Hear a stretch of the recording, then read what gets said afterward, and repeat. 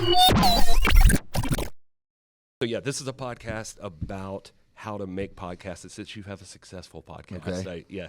It's not really, but if you have any tips, you can toss them my way. About having a successful podcast, I mean, consistency is definitely key. Yeah. Right? I think that's one of the most important things. Like, you can't skip a week. Yeah. And people ask all the time, like, how do you make money in podcasting? Well, I don't think you can get into podcasting to necessarily make money. Because even our major wrestling for podcast, like, you look at the numbers, like, of how much money we're bringing in from just the actual audio podcast.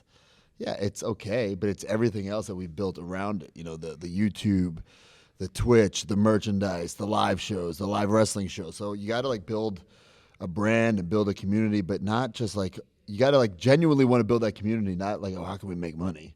Yeah. You know? The money comes after you build the community. You can't be like, oh, let's build this community and make money. It doesn't work that way, you know? Yeah. It's weird with you, like, you have, like, this, I hopefully you won't take this disrespectfully, an abrasive personality sometimes, like when you see you on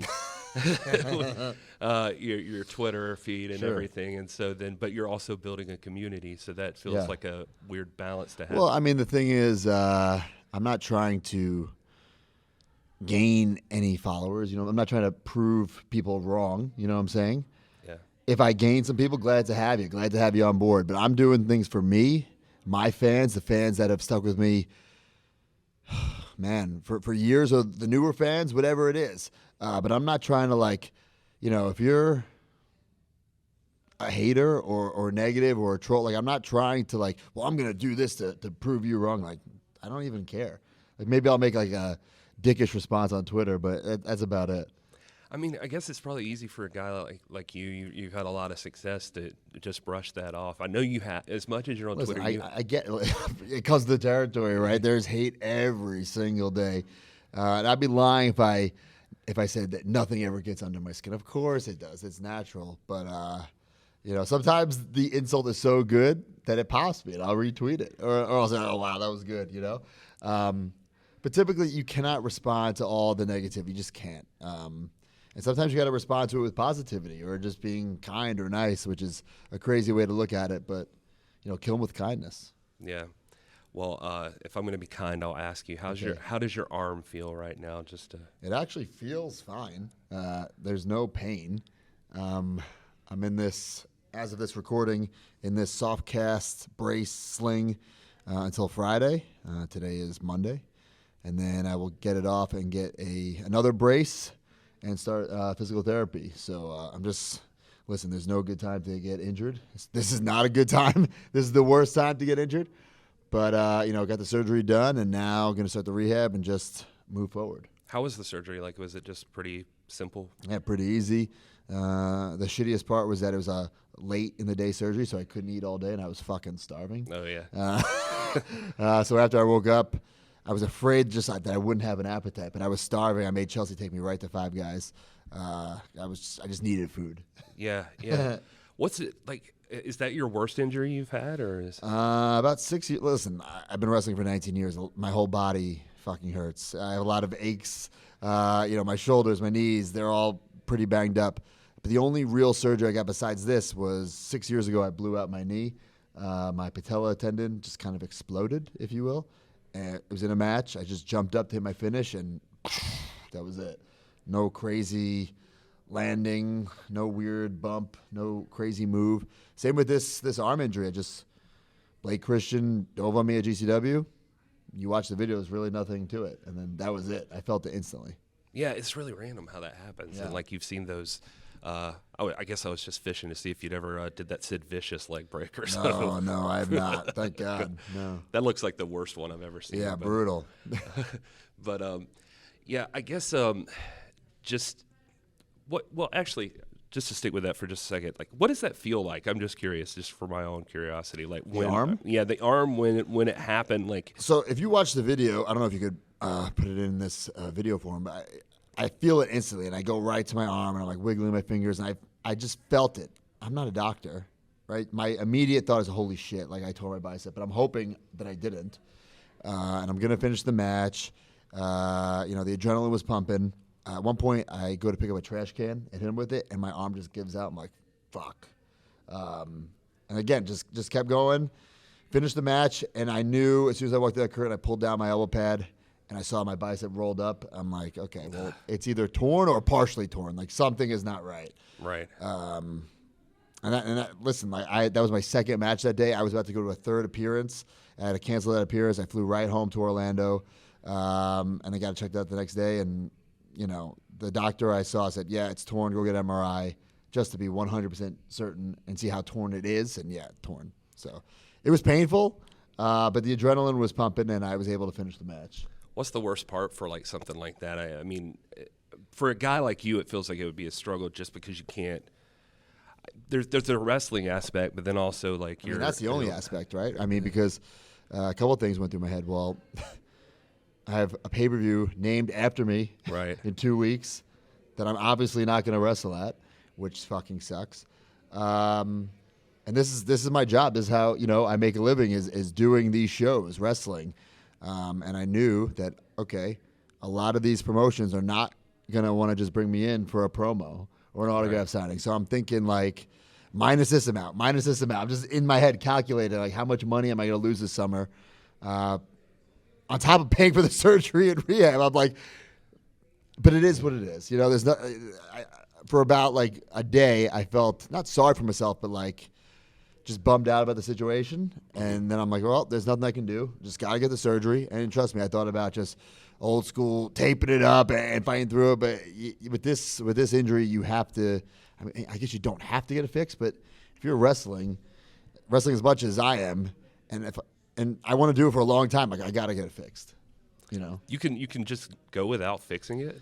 If you're working a 9 to 5 behind a desk, like, do you really need like to have a nice bicep? What I'm saying? Like, well, I guess not. Yeah, I've talked to like every wrestler I could find who like tore their bicep. Did you get surgery? Did you not? And the guys who had the same injury as me that didn't get surgery regretted not getting the surgery. Really? So there you go. With your how does that? Because you can't work out or I can't work out right now, and that's a big part of my lifestyle is the gym. And people ask, this is off topic, people ask me all the time, like, how do you stay motivated for the job? I don't wake up and I can't wait to go to the gym today. Yeah. That's not what it is, And when I'm in there, it's not like, oh, this is the best. Oh, man, I'm at the gym. Woo! It's become part of my daily, lifestyle. It's like I wake up, eat breakfast, take a shit, go to the gym. It's just like I've done it for so long that it's just ingrained in my brain. So even now, even the day after surgery, I went to the gym. There's only certain things I can do. Obviously, I'm in this sling. I have one arm. But I'm not going to let my body fall apart, the rest of my body fall apart. And also, I just have to go. It just has to be done. Yeah. How much does it impact you mentally when you have the issue of you just have to give up the 10 pounds of gold? I mean, it's horrible. Something that I've worked 19 years for, and I say all the time, I'm here to save NWA, and I truly am. I want this company to grow and to get even bigger, and I want to be responsible for that. I want to be the face of that company, and I know a lot of people legit in the back don't like me saying that, and that's fine. But I'm not the bad guy here. I'm not invading. This isn't like NWO coming to WCW. I want this company to get bigger. I want this company to get better. I want there to be more merchandise, more shows. It's great doing these shows every couple of months. I don't want to do them every couple of months. I want to do them every week. You know what I'm saying? I want this to just get bigger and better, and I want to be a part of that journey. And it sucks that I felt like I was doing a great job as champ. We have the pay-per-view named after me. Not only can I not be on the show, I'm going to have to give up the title, but I get it. I mean, I can't, I was bitching and moaning that the champions before me, were just sitting home not defending it. So I can't be that guy. Right. If someone else, I can't be a hypocrite. If I can't defend the title, if I can't make these towns, representing the NWA, someone else has to. I get it. So just curious then, out of that matchup that happened after you gave it up, Trevor. I left. I didn't even watch it. Well, I couldn't be in the building. I know now Trevor's the champ. I was going to say, if you haven't heard, I'll tell you. Yeah. Spoiler alert. I couldn't. I couldn't stay in the building. I couldn't. I had to leave. How do you feel about Trevor winning it? Like, did you have a preference out of those guys? I did not have a preference. Listen, Trevor, he's such an old school. You think of NWA, you think of someone like Trevor Murdoch, right? And his reign got cut short by me. So now he has another chance. And I think now he's got like a little motivation. He's got like a fire lit under his ass that like I came in here and just took it. He's like, like I legitimately think he's like, oh shit. Like now I think he's going to cherish it, hold on to it as tight as he can, do more with it. And not saying he wasn't a great champion, but I think he's going to be a better champion this time around. I think you're right. Just a couple more things really quick. I got time. I'm not wrestling today. He's got jokes. Yeah. He's got jokes. Do you generally when you come like hey, we're here at NWA tapings right now. Yeah. When you go into a new locker room, being the guy that you are, and you obviously you have your haters that'll call you an ex-WWE guy or whatever, all the stuff. They're just mad they never were there. Yeah. Okay. Fair enough. Fair enough. Yeah. So, like, do you generally run into like pushback from these companies that you're going everywhere, and you've obviously made a name for yourself, so you're having a lot of success with that? But are there always like in the locker room? Do you encounter resistance? I think I encounter everything. There's definitely people who see what I can bring to the table. Then there's people who don't want me there, and I get it because they see me. They see someone who's come and take their spot. But I don't mean this as a shot to anybody. I'm not there to take their spot. I'm my own spot. I'm going to create my own spot.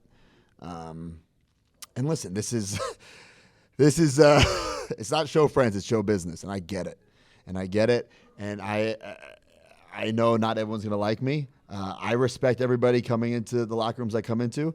If they don't respect me, that's their deal. Like I said earlier, I'm not here to change people's perception of me. I don't want to prove people wrong, prove doubters wrong. I care about me, my success, prove myself right, prove my fans right, proving the people who believe in me right. And obviously, like the people who pay me to be here, proving them right. They're paying me. Billy's taking a chance on me.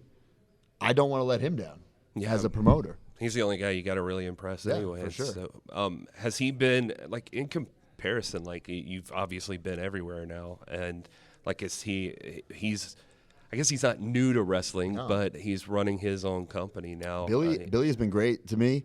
I see his vision for this company, and I think just like I said, like I don't want to just do the tapings a couple times a year, and I think Billy wants this to grow.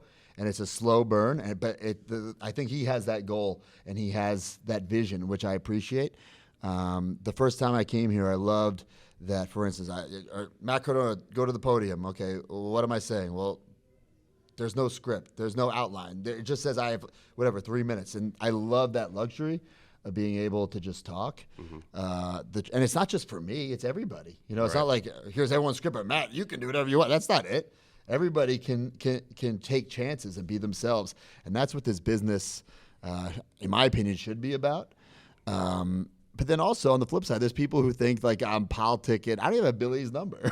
You know what I'm saying? Like, hey Billy, here's this idea. This is a shoot. The only thing I ever pitched to Billy Corgan, and it was via email, was to bring in VSK. That's it. I didn't pitch to have Always Ready. I didn't pitch to be in the I didn't pitch all this stuff. People think like I'm like sucking up to Billy. I'm not. Yeah. I'm just not. Like if Billy sees the value of me, I think he's a smart man, and I'm going to do whatever I can to prove him right. Huh. That's interesting that you don't even have his number. Yeah. Because I've seen in interviews where you you have Vince McMahon's number, obviously. I do. And so that's interesting. The only person I see, like if I look out there, I mean, obviously there's a lot of hard workers, so I don't want to say the only person I see, but like you obviously stay very, very busy. But one of the other people that stays very, very busy is Chelsea. Yep.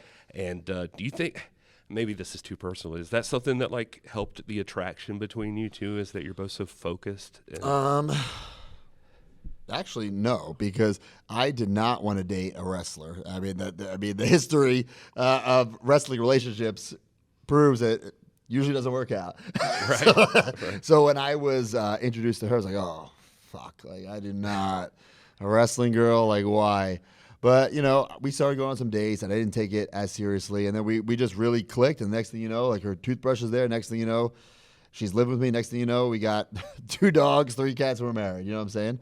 But now we are both very driven and focused. And, in this business, especially in 2022, like, there is opportunity out there besides WWE or AEW. And we're both taking advantage of that, and we're both jumping everywhere and doing everything we can. I say I'm about 3 things: buzz, money, and gold. And, I mean that. I really am. Like, I'm about, staying relevant, getting that buzz, doing whatever I can to get noticed. Love me or hate me, you know what I'm doing, right? Everyone in the wrestling world knows that Matt Cardona, well, I'm not anymore, but Matt Cardona is the NWA World Heavyweight Champion, because I will tweet it and post it until you want to throw up, like, because you know, and and that's just part of the gig, in my opinion. Some people don't have to do that. I do. I need to be the person who is forcing you to know what I'm doing, and I don't mind doing it. That's just part of the job. I've always been that way. When I started the YouTube show over a decade ago, I wasn't happy with my spot in WWE. Instead of bitching and moaning, I did something about it, and I think I proved that you can change your position in a major company. And I'm very proud that I did that. And now I think I'm trying to prove that you don't need a major company to be a quote-unquote successful pro wrestler. And by successful, I mean money, happiness, not just like wins and losses, which is great. I love winning championships. I love winning championships all over the world. It's awesome. Yeah. But I'm the happiest I've ever been, the most motivated I've ever been, having the most fun. And I think I have the most buzz I've ever had. Is it hard for you to shut that off? Like, yes, I mean, like yes. when you get home or yes. something, and like, especially since you and Chelsea are both so driven, like, do you have to like tell each other like, hey, all right? Yeah. I mean, like, there are times, like, it happened to me today. I was working out, and I'm like, I'm not even like focusing on like the lifting. I'm just focusing on like, if I have like a backstage or a pre-tape, what am I going to say today? Like that. I'm just so focused on that. Yeah. My brain does not shut off. But I think that's also why I've been so successful, because, and listen, not everything I do is a home run. I've fallen flat on my face so many times. I've also, I've said this before. I think there is no one in the history of this business who's been counted out and has come back more times than me. And I mean that 100%. And you can find somebody else, let me know. Yeah. So one last thing. This is for me, because the first day you were here, I think, or right around then, I asked you, I was like, I'm doing social media for the NWA or whatever, yeah. and like, do you have any tips about Twitter? And you said, I don't fucking know. And, listen, not like rudely, but you. No, I don't know, like the algorithm stuff. I don't know the right time. All I know is content, and that's what I do. Content. Just post.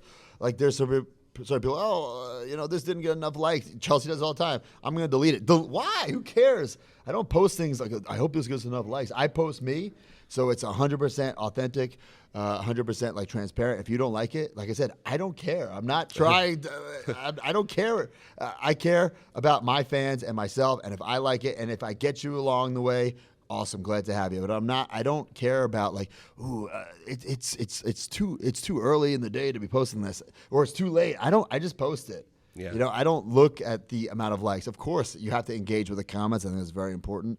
It's social media. You got to be social. You got to interact with the people. So I think that is important. And listen, there are people out there that don't need to use social media, and they're so successful, and good for them. Right. More power to them. I have to use it.